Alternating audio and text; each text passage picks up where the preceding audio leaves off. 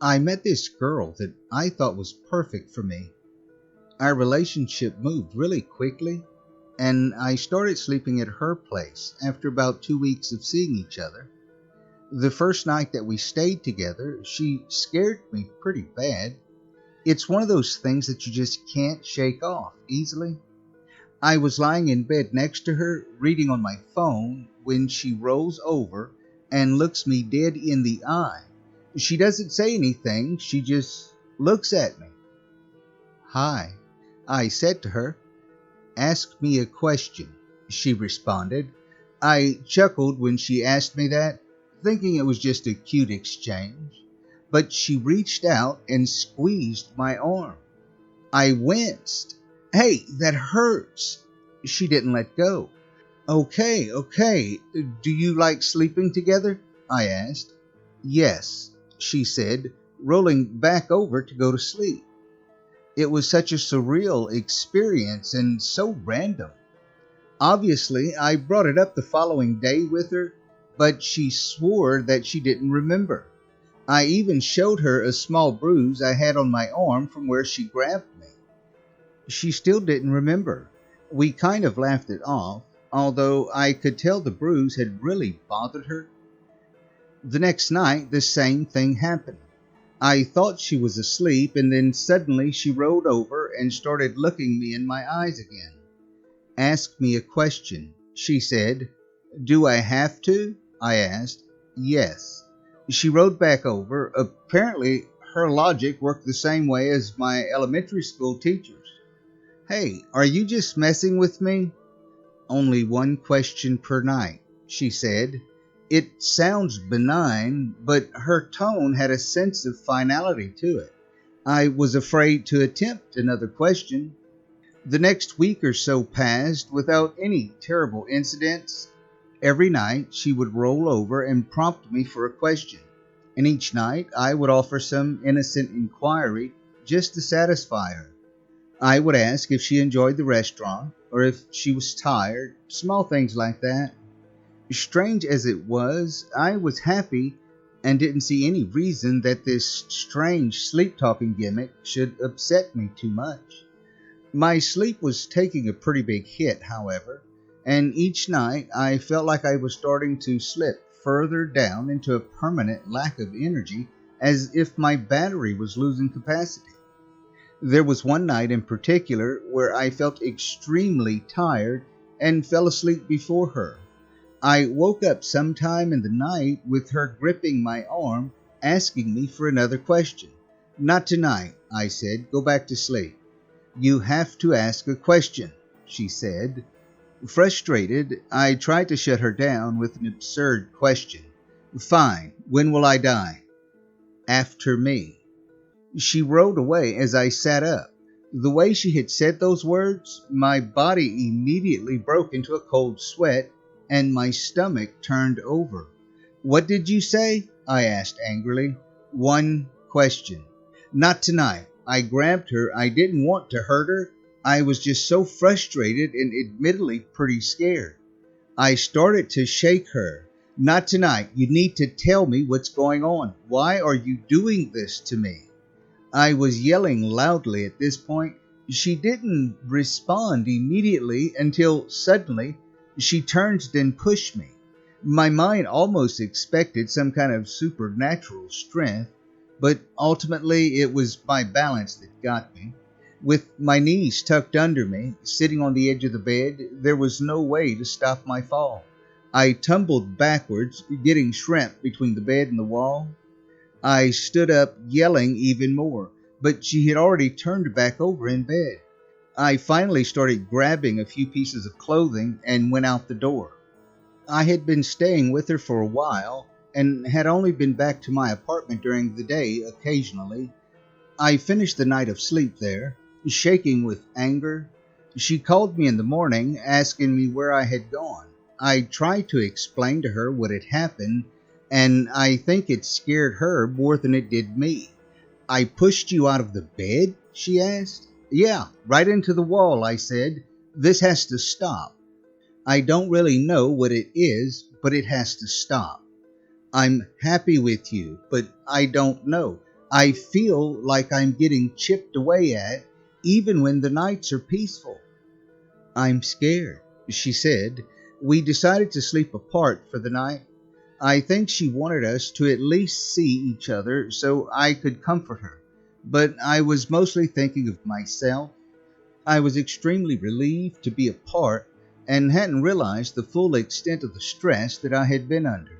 I even went to bed much earlier than usual and settled in for what I hoped would be a questionless night. I woke up. The clock said it was 3:22 a.m. I wasn't sure why I woke up. I didn't hear anything. All the lights were off. I even flicked on the lamp, but didn't notice anything. I wasn't sure anything had happened at all. I was still mostly asleep, but suddenly felt a little guilty over the whole situation. Maybe I had overreacted, and I worried about how upset I may have made her. I grabbed my phone to send her a text. She had already sent me one. Ask me a question. It said, time-stamped at 3:21. The text had woke me up. I was in a cold sweat again, fully awake. I barely had time to process what I had just seen before my phone started ringing. It was her. No chance I was going to answer the phone. All of it started to feel like a sick joke. I quickly lost my earlier feeling of guilt. I shut down my phone completely and struggled to go back to sleep. I felt like all I needed was one day and night of rest. 3:52 a.m. A knock at my door woke me up and I almost pissed myself. I knew it was her, and my fear grew without limits as I walked to the front door and looked out. There she was, beautiful but ghostly.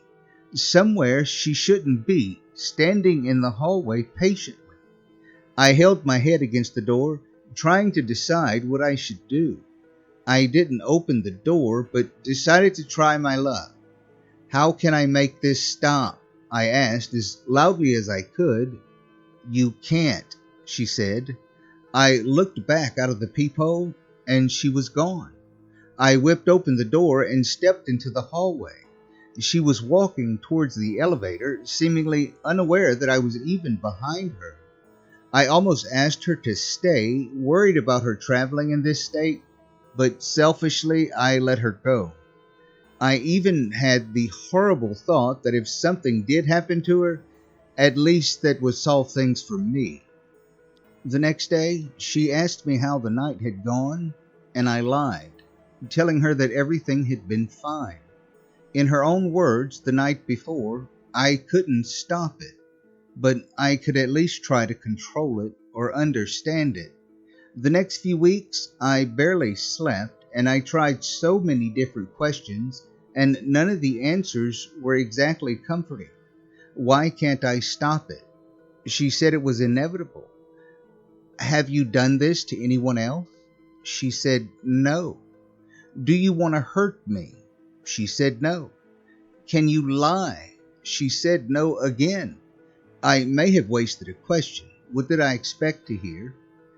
I tried as many things as I could think of, but no questions about the process seemed to gain me any ground. Each night I lost another little piece of myself, and I think there were some weeks I didn't really sleep at all, getting maybe 5 hours total across the whole span. Exhausted one night after weeks of trying, I tried something different, something much more specific. What is the number of days exactly that will be in a romantic relationship after today? 112, she said. The next night, another question. What is the reason our romantic relationship ends? I die, she said. Each night I dug deeper. What will be your cause of death? Starvation. What will my cause of death be? Electrocution. Where will you die? Nearby. Can I keep you from dying? Yes. So the future can be changed? Yes. How can I stop you from dying? Don't kill me. Her words sent me into a lasting panic. I understood what she was telling me, but for all my exhaustion and despair, I kept trying. I searched for more and more clarification, but her answers always had a way of just remaining a little too vague.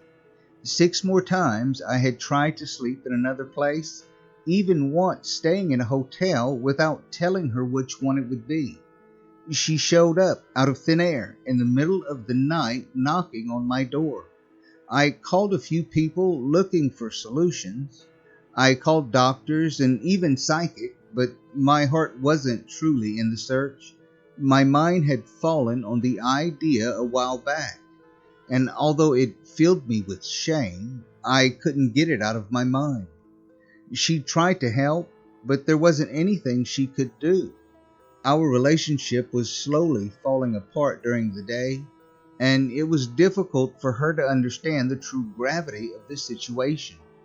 I also refused to share many of the details with her because I knew it would scare her even more. I tried to continue my investigation, but over time I just was looping back around to the same questions. Having forgotten many of her responses, I should have written them down, but each night the sleep deprivation piled up and kept me from thinking clearly. At some point, I know I finally tipped the scales toward insanity, and I'm ashamed of what I did next. A sense of clarity came over me once I accepted it, and I hate myself, but I was almost excited to ask her my next question. Where could I hide your body so that no one will find it? The hatch near your old campsite. I knew exactly what she had mentioned. There was a small area in the woods near my parents' old house with just enough flat ground for a tent. You would never find it if you didn't know where it was, but a 5-minute walk away from that campsite brought you to a hatch with its doors usually covered in dirt and grass. It opened up to a small cellar. The next day, I surprised my girlfriend with a camping trip. Our relationship had really reached its last leg, and I explained that it would be nice to take a break and get away for a while. We enjoyed our day together, and honestly, I forgot temporarily about the horrible things left to do. She deserved so much better. Night came, and we sat in front of the fire, her head resting on my shoulder as she fought off sleep. She couldn't see me, but I was crying and hoping that she wouldn't fall asleep so I could stay in that moment. I'm sorry, she said, almost asleep. It's okay. We're going to figure it out. I sat there with her for a little while longer, hoping that I would change my own mind. I love you, she whispered. Too late. She was asleep. I picked her up out of her chair and carried her off into the woods. I finally found the old hatch and laid her down on the ground near it. It took a while to finally pry it open, pushing away years of dirt and leaves with my arms and feet. I had a new padlock in my hand I had brought with us. I lifted her again and walked down with her into the cellar. Placing her down again in the center of the room, I sat down against the far wall of the cellar and somehow drifted off to sleep. I woke up to her standing in front of me. In that moment, I finally started to think of the person in front of me as someone completely different than the woman I had met. Will she know that I loved her? I asked. She said yes. Before she could turn around and head back to the campsite, I ran up the stairs and shut the hatch door behind me, securing them with the padlock. But I stood there for a long time, knowing my girlfriend was just on the other side. Could I really leave her there? The past few months all came back to me at once. I stood there, feeling every ounce of the frustration and exhaustion that had plagued me throughout our relationship. Then I weighed that against how I felt each time I heard her voice. Even in times of anger, her voice was my favorite. I knew people that spent most of their relationship not even speaking to each other. Could what was happening to us be so bad that I would consider harming her? I think I even had dreams of carrying all this out, leaving her in there, dealing with the guilt as I tried to forget everything that happened. It almost felt as if I really had done it, and by this time, she hadn't been inside but only a few seconds instead of days. As quickly as I had shut the doors of the hatch, I threw them open again. My girlfriend walked past me back towards the campsite. Ashamed and exhausted, I collapsed. I wasn't sure how I could face her when she woke up. Going through the motions woke me up more than anything, and I realized how selfish I had been about the whole experience. Who knew the implications of what we were experiencing, the possibilities? I went back to the campsite soon after to find her awake and concerned with where I was. It took a couple of hours and involved a lot of almost incoherent apologies, but I told her everything. I let it all out completely, even what I had planned when we weren't camping. I didn't know how she would react. I don't think she did either. Ultimately, she said she wants to help try to understand what is happening and what we can do to keep it from causing any more harm. We both know it will take a long time, but I love her. I plan to give it everything I have. That was 4 nights ago. She still asks for questions, but something has changed. I don't feel like I'm really dealing with this by myself anymore, and I have a lot of hope.